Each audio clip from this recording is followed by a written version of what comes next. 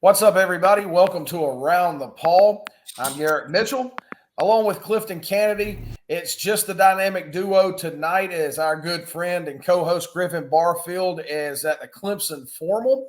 So we're going to hold it down in his place because he's the real rock star of the show anyway.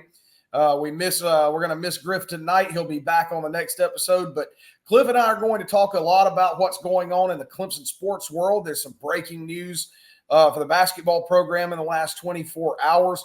We'll give you a few of our thoughts and observations on the spring game from 2 Saturdays ago. And we're going to talk some injury bug biting the baseball team too on this episode. So kick back, relax, turn the volume up. And if you like what you hear and like what you see, tackle that like and subscribe button. It helps us out. And we'll appreciate it. On top of that, you'll have our undying and never-ending gratitude. So, Cliff, I tell you what's been going on, man. It's been we had to skip a week last week, but you know what they say, good things come to those who wait. So, hey, we're back. We are back, man. I'm excited to be back, and it stinks we don't have Griff here with us, but when it comes to the end of the semester, you know, he's got a lot going on, so we understand that. Oh, well, hey, Griff's the man about town, man. What was the country song back in the day? Everybody wants, I think it was Vince Gill, everybody wants a little piece of my time. Yeah, yeah, that's right. That's right, man. Everybody does. Well, we've got several things we're going to talk about on this episode, but I guess the first and foremost, this is the most, it's the biggest breaking news around Clemson athletics right now, and it has to do with the men's basketball program. So the Tigers are losing one of their best players, but they're also gaining what looks to be a pretty good player as well. So let's start with who is departing Tiger Town. It's Chase Hunter. Everybody was speculating, would he enter the NBA draft? Would he come back, I think, for a 6th year of eligibility? Well, we got our answer this afternoon. Chase is declaring for the NBA draft, and he'll take his talents to the NBA. So I tell you what, you've already lost a couple of guys to the transfer portal. This is a big loss for Clemson. Now, you certainly, look, he gave you 5 years of his life and dedicated 5 years to the Clemson basketball program and had a tremendous career. You tip your hat, say, Chase, wish you all the best and thank you for everything you did in the purple and orange, but he's a hard guy to replace. Yeah, he is, and I'm going to be honest with you, I'm not sure he made the right decision, but I don't know, man. Like, I don't know if I just don't know what his future holds in the NBA, to be honest with you. I don't know if he got a good grade or if he's just making a choice because, I guess, part of me is partial because we do deal with Clemson. So, but I don't mean, everybody thought he's going to come back and play one more year with his brother. And I mean, it would have really solidified, that point guard position. But now they got to go find somebody. They got to go use the portal and find somebody good. So we'll see what happens. And you know what? From a fan's perspective and from us sitting here, it's easy for us to say, yeah, maybe he didn't make the right decision. He should have come back and played one more year. But conversely, and you put yourself inside of Chase's mind, if you could do such a thing, and you have to know he's thinking that athletes have a finite shelf life. There's only a set amount of time while he's in his physical prime that he's going to be able to make money playing professionally with the talents, the God-given talents that he has. And so that goes through an athlete's mind as well. And if he feels like this is his best shot, if his stock's not going to get any higher than what it already is, certainly you understand that. Oh, yeah, definitely understand that. I'm not in those rooms. I don't know what's going on, with those phone conversations or anything like that. So, who knows what they told him? If that's what they told him, then go for it, man. All the best luck to you, Well, you lose Chase, and it's a blow. There's no doubt about that. He's a very hard player to replace. But in a bit of good news, yesterday, Brad Brownell picked up a commitment from one of the bigger names in the transfer portal. And it's a big man. And when I say I put emphasis on the word big, he's 6'11", 240 pounds, and he is transferring into Clemson from the University of Cincinnati. It's Viktor Lakhin, a young man who is Russian. He's originally from Russia. I think with Cincinnati, if I read the numbers correctly, he averaged, I believe, about 12 points, 12.3 points per game. He's a good rebounder. And I'll tell you what, if you're looking to bolster or solidify your front court, this is a guy that I think can help you. Yeah, I don't really know that much about him. So I saw Griffin write an article about him, and I read a little bit. But again, I'm kind of in the I don't really know that much about him. I haven't really read that much, so I'm excited that they got somebody to possibly, fill that void, and look forward to see what happens. Right, and I've got some of his numbers right here. As I said, he's 6'11", 240 pounds, and he actually committed earlier today, actually. This past season with Cincinnati, Lakhin averaged 11.6 points per game. His most productive game of the season came against Eastern Washington. He scored 26 points and grabbed 11 rebounds. And so this is a guy on the right night. He can really put up some big numbers. And as you said, it solidifies your front court, particularly with Ian Shefflin coming back. And PJ Hall is yet to make a decision. At least I haven't seen one. So, that's still kind of up in the air. But at the very least, you've got two guys that you feel, I think, pretty confident in the front court down low now. Yeah, you got those two big guys. And if he averaged 11 points, I think that's great. Because I think we're gonna need somebody who can at least we're gonna have to have somebody that can get a double-double. I mean, right there with Chef, he's at least got to get more than 10 points. I think he's got to get 7, 8, maybe 10 rebounds a game, and to get us back to where we were this past season. And Chef's gonna do it. I think Chef will be a double-double guy. His productivity is gonna get better. But one person that and maybe I'm moving forward a little too fast, you tell me, but RJ Godfrey left, and that was a surprise. That was a surprise to me. I was not expecting that. Big surprise. I was not expecting that at all. I mean, you're talking about a guy who was one of the foundations of Clemson's rotation. I mean, this wasn't a guy that is sitting on the bench or maybe not getting the playing time he thought he should have or thought he deserved. This was a guy that was one of your main contributors. And if you watched Clemson during the NCAA tournament in their run to the Elite Eight, RJ Godfrey was putting up big numbers. This is a guy that even at times was putting the team on his back and carrying them for stretches. So to me, and again, we're not in players' minds. We're not in their heads. We don't know what they're thinking. But it's a big surprise to me. And frankly, I don't really understand the logic because especially if PJ Hall ends up declaring for the draft, well, guess what? All of a sudden, RJ Godfrey, you're the man. I mean, you're one of the main guys if you weren't already. So it's easy to sit here and speculate, but it's certainly a move that I just don't understand. Yeah, I mean, at first when I heard it, I was like, oh, no, PJ's coming back. That's awesome. But the more I listen to radio and stuff like that, I don't think that's the case.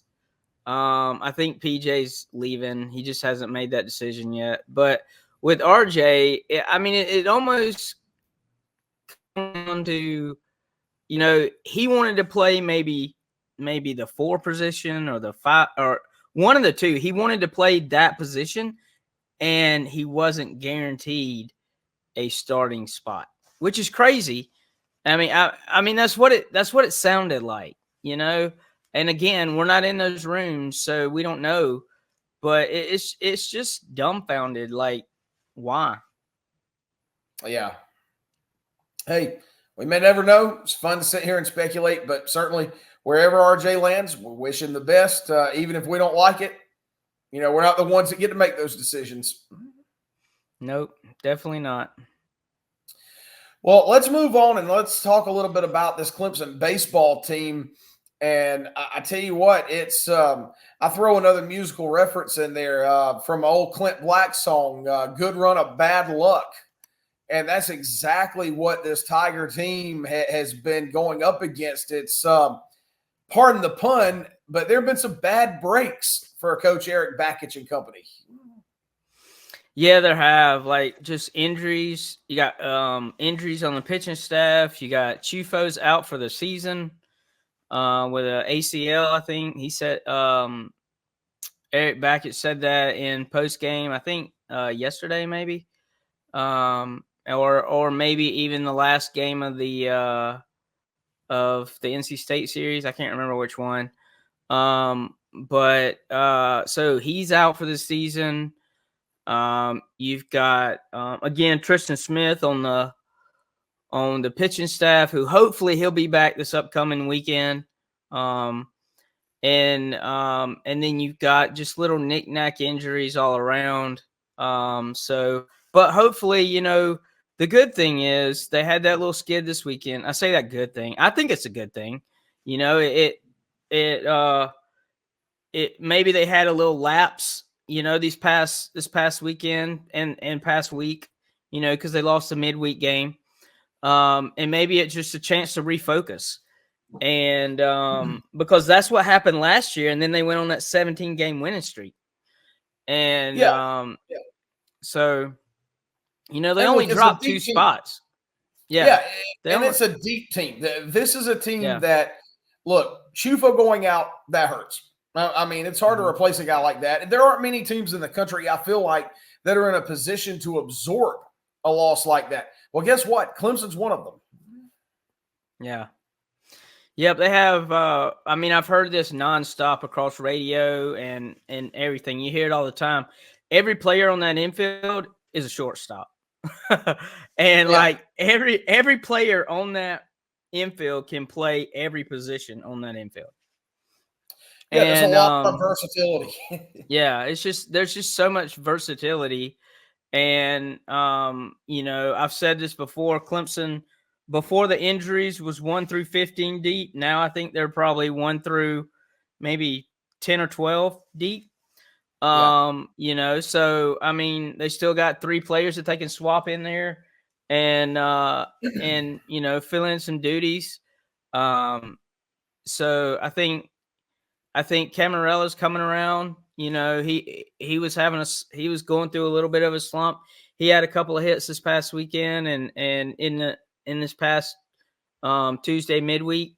So Mathis is getting it back together. So I think they're trending up. It's only one game. We'll see what they do this weekend at Pitt. Is it Pitt? I think it's Pitt. It's not at Pitt. It's at home. But Pitt's coming to Doug Kingsmore, so we'll see, if that trend can continue going up and staying consistent. Yeah, well, don't lose to the Panthers. That'd really be the Pits. See what I did there? I saw what you did there. That's my second one tonight. See, everybody that's going to be watching this, they weren't privy to the first one, so. That's fun. You know what? I'll just go ahead and tell it. See, there's a reason that Cliff is not wearing a hat in this episode. He's not wearing a hat because he is a man of many hats. It's just built in. yeah, that's right.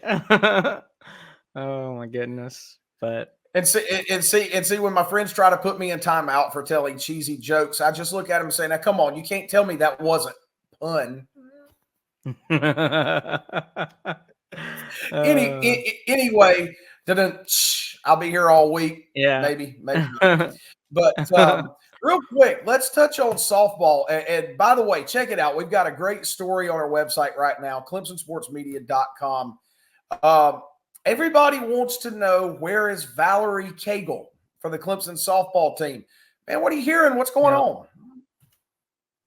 Yeah, so So I wish we could get John on here to talk about that because he wrote that article. But yeah, man, last night we went to go see him play their last game, and coach said that they're just taking it day by day. They really didn't give a big, like, they really didn't tell us a lot. But they did say they're taking it day by day and just letting her take her time, come back, because they're gonna need her. It's just they're hoping that they can, at least this is my projection. I hope that I'm thinking they have to win out and then get her back, in the tournament. So so if she can hold out to the tournament, the ACC tournament, then I think that's really good. Because they have the people that the one thing that the softball team has struggled with is hitting with women in scoring position and with runners on base, and that's been their struggle all year. And so hopefully they can push through that and win these last 6 games. But Valerie's still there. They're just letting her come back slow and not pushing anything because we don't want anything to happen. We can't have anything major happen to her. Yeah, no doubt about it. And you talk about struggling with runners in scoring position.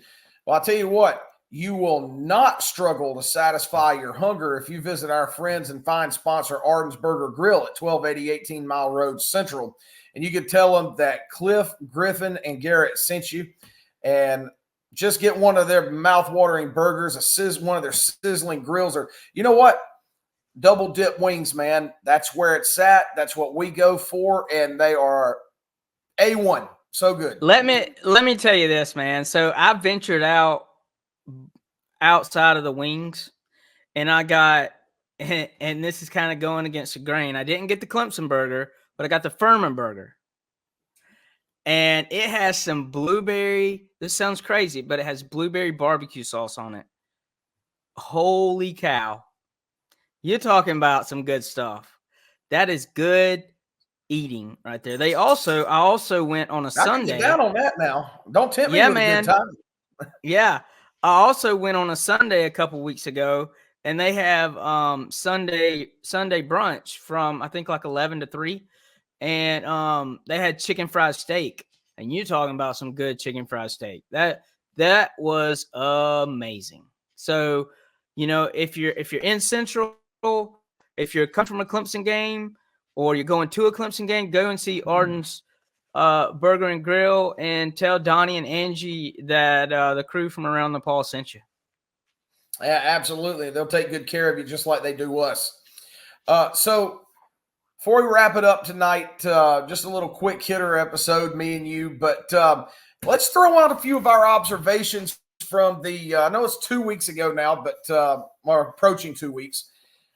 Let's talk a little bit about what we saw during the Clemson spring game. And Cliff, I believe you were there. What'd you take away from it? Man, third string quarterback could be the second string quarterback, or maybe should be the second string quarterback. Yeah, is really what I took from Central, it. Central's very own Trent Pierman. Yeah, I think he could be the second string quarterback, and because he showed out, like his numbers were insane, and everybody else held par, like did what I thought they would do. The offensive line, it was kind of hard to tell, like, right. The defense is going to be off the chain when the units split down the middle. So yeah, the defense is going to be off the chain, and it's going to be excellent. It's that offensive unit is Cade. Sometimes he looked flustered in the pocket, and then other times, I don't know if it was because it was a touch football And I just don't know. Like he just didn't show. They just didn't show a lot, or he didn't show a lot to me in the spring game. And so I don't know, man. It was a disappointment for sure. But Trent Pearman showed out. Yeah, but I'll tell you what. How about my guy B-Dub? Bryant Wesco, baby. Man, Yeah. what a catch. Look, Clemson fans, if you didn't know who Bryant Wesco was, first of all, I don't know where you've been, because he was one of the bell cows of this last recruiting class. But just tune in on Saturdays this fall. You'll know who Bryant Wesco is. You talk about Clemson getting back to wide receiver U, to the days of Nuke Hopkins, Sammy Watkins, Martavis Bryant, Magic Mike Williams. Well, guess what? Bryant Wesco might be that punch card back to that level of play at the wide receiver position. Yeah, he definitely showed out. And the pass to him was from, guess who? Trent Pearman. And I mean, without the touch on that pass, like, he doesn't get a chance to make that play. And then, so this is what gets me about the whole thing. Wesco is, bar none, what they said he was. But that run that Trent had, that 49-yard run, nobody touched him. And once he hit the second level, he was gone. Like, it was almost like he turned on the burners. Like, right when he saw that hole, it was like right through there. And nobody touched him until he got to like the 1-yard line, and they let that go because they touched his leg. Nice. So, and it was a great run. Oh, it was an awesome run, man. And he played well with both offenses. Like, it wasn't just one-sided. That's right, because he was quarterbacking for both the orange and the white. Yeah, so, and see, that threw me for a loop too. Like, both of the starters were playing like the thing is, Trent Pearman did not struggle with either offense. And both of the starters did struggle. And Chris Vizina struggled mightily. And I don't know, man, what's our quarterback? I just don't know, man. It is a spring game. I'm not going to put a lot of stock in it, but you would have liked to have seen more, and we didn't see it. Yeah, and I think you leave with just as many questions as you do answers. But at the same time, you had a lot of guys out. Some of your main guys didn't play for whatever reason or another. But one area, and you touched on this, look, fans ought to be real excited about what this defense is going to do. I mean, it could even be a situation where if you can score 30 points, you could go undefeated. Yeah. I mean, if you could just get 28, 30 points on the board, because this defense is going to be really, really good. And we didn't even see Peter Woods in the spring game because he was out with a little bout of mono. Nasty stuff, by the way. But, luckily that's only temporary. Peter, I'm sure, is doing quite well now. But, look, you got guys like TJ Parker out there. Some guys that really begin to flash. How about A.J. Hoffler was out there playing well. He the showed true out. freshman, Sammy Brown. I mean, you got Tavoy Fegan in the secondary is another name that I heard people talking about playing really well. Well, guess what? You still got Khalil Barnes there. You've got R.J. Mickens is back at safety. Barrett Carter and Wade Woodaz at linebacker. Pair them with Sammy Brown. Man, I'm telling you what, this defense has the potential to be absolutely filthy. Yeah, Sammy Brown is all he was talked about. And I mean, he made the first sack of the game on the first play. Like, he made his presence known immediately. And you knew who Sammy Brown was on that first play. Like, he made that lineman look stupid. Straight up stupid. Like he ran right past him. Hey, here's your movie reference for tonight. If you haven't seen it, go watch Bull Durham. Now that's a baseball movie, but great scene in that movie. Pitcher's wanting to throw a fastball, and Kevin Costner's character, he said, no, I want you to throw off speed. I want you to throw a curveball. Pitcher keeps shaking him off. He comes out there and says, why the hell are you shaking me off? He said, because I want to throw a fastball to announce my presence with authority. Well, guess what? That's what Sammy Brown did. He announced his presence with authority. Yeah, for sure, man. For sure. It was so great to see, man. So great to see. Yeah, a lot to look forward to. And really, we're entering the doldrums now. Well, not quite yet, because you've got the NCAA baseball and softball tournaments. But, once you get through that, man, it's about 6 to 8 weeks of just, if you're a college sports fan, it's just 6 to 8 weeks of a dark void of nothingness. Mm-hmm. Yeah. Yeah, there's going to be, hopefully during that time, we'll be bringing some guests on. And talk with us. So hopefully we'll have more to talk about during that time. So we might have some guests come on. Oh yeah, look, everybody, don't you worry about that, because here at Around the Paul, we've got the hookup, man, and we'll get some guys on here, and it'll be great. We're gonna have some great shows coming up. Yeah, so, definitely will. We got to get through the summer. The best way to get through the summer is to get a bunch of great people on here and talk to them, and have that fellowship and camaraderie and love for Clemson. So, you just have to keep watching Around the Paul, because as we get closer to the summer, we're gonna have a good time. Yeah, we are. We're gonna have a great time. It's gonna be fun. Heck yeah, my brother. Well, I'll tell you what, that's going to do it for us for this episode. And next week, we'll have Griffin back as he's getting ready to put the finishing touches on another semester at Clemson. Like I said, he's a man about town. He's busy, but, man, great guy. Everybody watches us here on Around the Paul. I know y'all love Griffin as much as we do, and we'll look forward to having him back. But hopefully Cliff and I didn't bore you too much. Talked about some cool stuff. But we'll catch you next week on Around the Paul. Until then, I'm Garrett Mitchell and Clifton Kennedy. Cliff, anything you want to say before we sign it off? Man, just keep an eye on the baseball team, because I think they're gonna do some good stuff this year. So, but no, that's it, man. Let's see what the next week holds, and we'll talk some more baseball next week. How does that sound? Sounds good to me, brother. I'm down. All right. Well, hey, that's a wrap for tonight. Until then, we hope everybody has a great rest of the week, a great weekend. I know I'm headed down I-85 to Atlanta on Saturday, headed to Truist Park for the first time this year.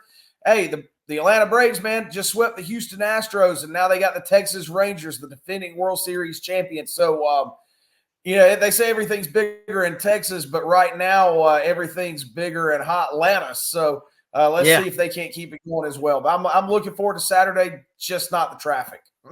Yeah, and one more thing, I will be on site this weekend at the baseball series first pitch. So look for some live updates and stuff like that over the weekend. Yeah, and you know what? Hey, before we sign off, just tell everybody they can follow you at Kennedy Clifton on X, formerly known as Twitter, or follow us at CU Sports Media on X, and Cliff will have all those live updates there. So if you can't make it out, if you can't watch it or listen to it on the radio, all else fails, they come find you on Twitter or X, excuse me.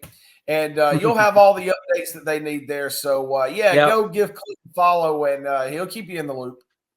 Yeah, definitely will. It's going to be a good weekend. I heard that.